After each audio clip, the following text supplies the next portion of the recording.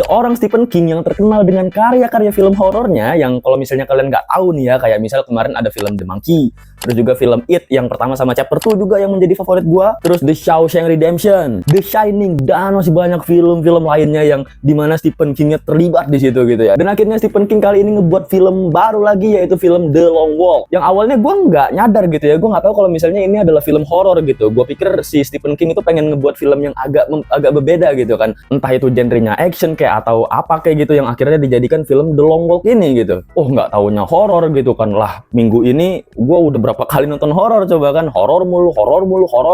Belum lagi horor-horor Indonesia itu yang berterbaran di luar sana, yang jujur gue nggak minat nontonnya kecuali memang nggak ada film lain selain film horor Indonesia ya. Dan pada kesempatan kali ini gue bakalan review film The Long Walk.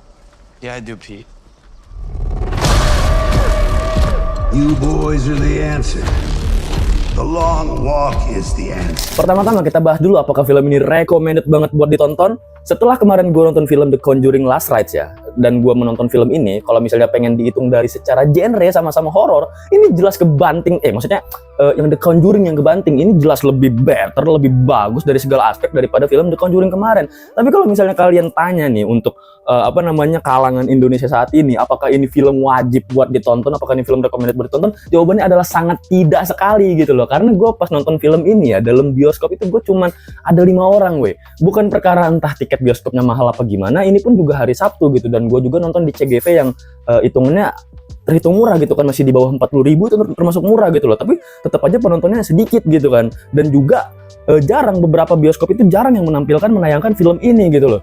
Dan sekalinya pun ada yang kayak gue di Bekasi ini gitu pun, itu pun cuma ada satu jam tayang doang di dalam bioskop tersebut gitu. Ya gue pikir apa sih alasannya kok misalnya bisa nih film sepi penontonnya gitu kan, padahal ini karyanya si Stephen King gitu. Ya mungkin ada beberapa aspek lah, kayak misal mungkin film The Monkey kemarin banyak orang yang kecewa, terus juga mungkin It Chapter 2 juga banyak orang yang kecewa, sehingga film ini ketika dipublish gitu kan, orang-orang kayak udah nggak berekspektasi apa-apa lagi gitu kan.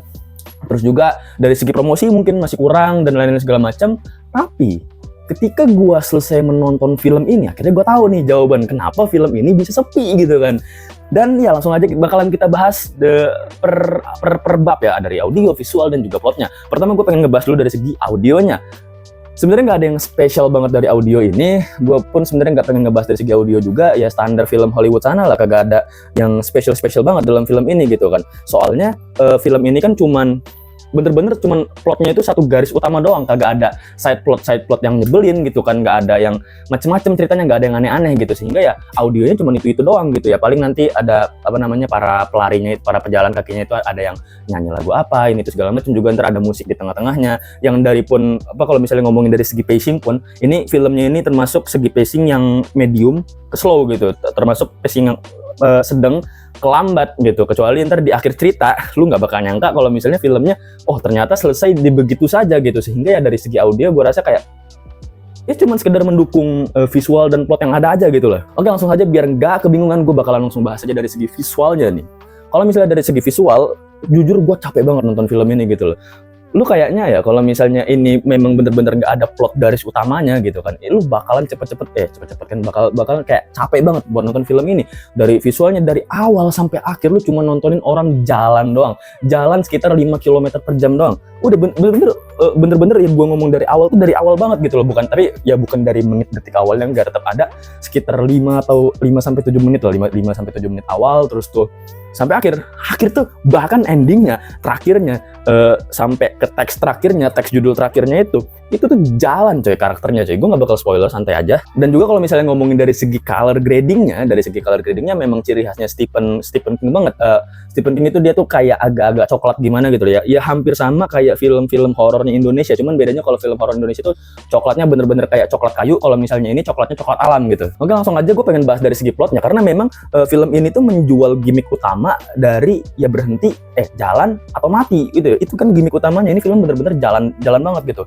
Film ini tuh bukan apa ya, bukan yang bener-bener template banget. Kalau misalnya kalian nonton film The Weapons kemarin, ya ini film yang kayak gitu nggak pakai tiga babak standar film-film, kayak misal pertamanya ada pengenalan, terus di tengahnya antar konfliknya makin memuncak, terus di akhir terus ada klimaknya, baru di akhir penyelesaian. Yang nggak sesimpel itu aja gitu loh. Lu tuh bakalan dibuat relate sama beberapa karakter yang ada di dalam filmnya itu di pertengahan film gitu loh. Jadi ya lu pengenalan filmnya nanti tuh ada penyatuan dengan klimaksnya, sehingga bagi beberapa orang gue yakin banget ya kayak peduli apa gue sama karakternya gitu. Ini karakter dari awal udah ikut permainannya, terus juga orangnya ini misal mati gitu kan, peduli apa gue peduli apa sama dia kalau misalnya dia mati, kecuali ya memang ada beberapa karakter di akhir yang memang mendapatkan spotlight yang begitu banyak gitu loh. Bahkan kayak circle karakter utamanya itu pun nggak semuanya diberikan spotlightnya masing-masing, nggak diberikan backstory, nggak diberikan kayak motivasi kenapa sebenarnya diberikan, cuman bener-bener yang tipikalnya tuh lazy writing banget gitu. Gue pernah ngebahas, ada satu video yang dimana itu gue ngebahas tentang lazy writing, yang intinya lazy writing itu tuh adalah gimana sebuah film itu diceritakan hanya dari sebuah dialog. Ya dalam film literally cuman bener-bener dialog doang gitu loh. Visualnya ada tapi jarang dan sedikit. Nah film ini nih bisa mencontohkan bagaimana tipikal lazy writing tuh ada gitu loh. Tapi gue nggak tahu ya, entah guanya yang emang agak blow on apa gimana.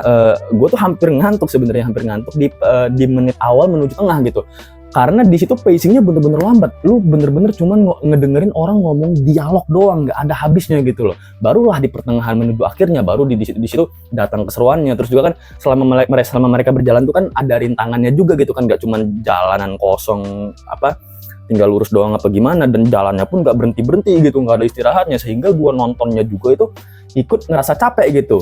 Nah, genre horor yang ada dalam film ini tuh gue pikir ya genre horor mungkin entah ada monsternya, entah ada teror dari temen-temennya yang udah mati apa gimana gitu kan, atau mungkin ya kayak zombie kayak apa kayak gitulah. Nggak taunya horor dalam film ini tuh lebih ke arah thriller sebenarnya, bukan perkara horornya. Dan horornya pun kalau emang bener masih terhitung horornya lebih ke arah horor psikologi gitu loh, bukan yang tipikal monster atau tipikal hantu, tipikal teror gitu. Makanya gue bilang ini tuh film bener-bener tipikal banget gitu. Nggak semua orang bisa menikmati film ini. Kalau misalnya di kalangan SDM Indo, gue nggak bakal bilang kalau misalnya SDM Indo itu tolol, males, apa bego apa gimana, nggak. Cuman ya kayak contoh film The Monkey kemarin aja lah. Film The Monkey kemarin tuh jujur gue suka loh. Secara subjektif pribadi, secara subjektif ya, bener-bener kalau ngomongin kesukaan gue, itu adalah salah satu film horor yang menurut gue unik gitu. Gue suka, favorit gue gitu. Bahkan kalau misalnya secara pribadi gue bakal ngasih nilai 9/10 justru kan.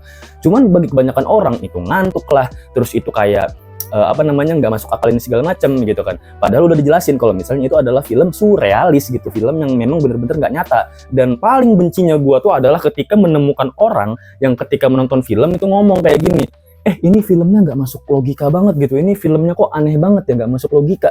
Gue benci banget sama orang yang ngomong begitu kalau misalnya nonton film gitu loh. Sekarang gua tanya ke lu deh, film apa yang bener-bener masuk ke logika? Lu nggak akan ada nemu jawabannya. Sekalipun lu ngomongin film dokumenter, itu pun nggak sesuai logika, tetap fiksi gitu loh. Lu entah bener-bener film dokumenter yang bener-bener dokumenter gitu ya, entah wawancaranya apa segala macam, itu kan semuanya dibuat. Yang dimana kalau emang semuanya itu dibuat secara arahan director, itu tuh bener-bener nggak ada yang bisa dimasukkan secara logika. Nah, film itu ya bukan berarti sampai sini gua ngomong kalau misalnya film itu tidak bisa dibawa logika, berarti ya semua film fine-fine aja, boleh-boleh aja gitu. Film yang kayak misal K-pop Demon Hunter yang dimana endingnya menurut gua jelek gitu kan, diboleh-bolehin aja ya, karena kan nggak ada logika di situ. Bukan seperti itu maksudnya bos ya, bukan seperti itu gitu loh. Film itu tidak bisa membawa logika dunia nyata ke dalam filmnya, tapi film itu tuh bisa menciptakan logikanya sendiri gitu. Gue bakalan langsung kasih contoh nyata aja, misalnya film Sore gitu kan. Film Sore, lu percaya nggak sih kalau misalnya karakter Sore itu mati, hidup lagi, demi menyelamatkan suaminya dari kematian, demi menyelamatkan suaminya dari kebobrokan, ketololan, kebodohan gitu kan. Tapi lu ngerasa kalau misalnya lu itu seakan-akan menjadi karakternya si Sore gitu. Lu ikut ngerasa capek kok suami gue beban banget gitu ya, dikasih tahu ini itu segala macam kagak nurut gitu kan. Lu merasakan hal itu kan. Nah, kalau misalnya lu sudah merasakan apa yang disampaikan oleh direkturnya terhadap film tersebut, nah itu filmnya udah membawa logika dari filmnya ke dunia nyata gitu. Jadi bukannya kita nurutin apa maunya film, kita nurutin apa kemauan kita ke film, tapi film yang nurutin kemauan ke kita gitu loh. Nah, itulah contoh film yang bagus. Kalau misalnya film ini, sorry, gua rasa kayak masih kurang sebenarnya. bisa jadi potensi yang bagus sebenarnya, karena memang film ini tuh nggak ada gimmick-gimmick lain ya, cuman gimmick utama itu doang, dan juga ada benang merah yang bener-bener kelihatan dari awal sampai akhir, yang bener-bener kelihatan jelas banget gitu loh. Cuman sayangnya film ini menurut gue masih merasa kayak bertele-tele dan super lazy writing banget. Coba kalau misalnya minimal kasih 5 karakter yang ada spotlightnya aja gitu ya, kayak film The Weapons kemarin lah, gue yakin ini film bakal bener-bener bagus banget, epic banget, bahkan bisa mengimbangi film Weapons kemarin gitu kan. Dan ya langsung aja tanpa basa-basi, kali ini gue bakalan langsung kasih rating gue mengenai film ini, yaitu adalah 8/10. Tapi ini bener-bener film tipikal banget gitu loh. Gue yakin gak semua orang bener-bener bisa menikmati film ini gitu loh. Oke kawan, jadi mungkin cukup sekian video gue sampai sini. Jika gue ada salah kata silahkan koreksi. Jika kalian ada opini lain silahkan sampaikan opini kalian. Kita argumentasi di kolom komentar. Jika kalian ada kritikan terhadap diri guanya, gak apa-apa, silahkan kritik diri guanya. Ya bener-bener literally guanya banget gitu loh. Dan ya langsung saja terima kasih dan sampai jumpa. Bye bye.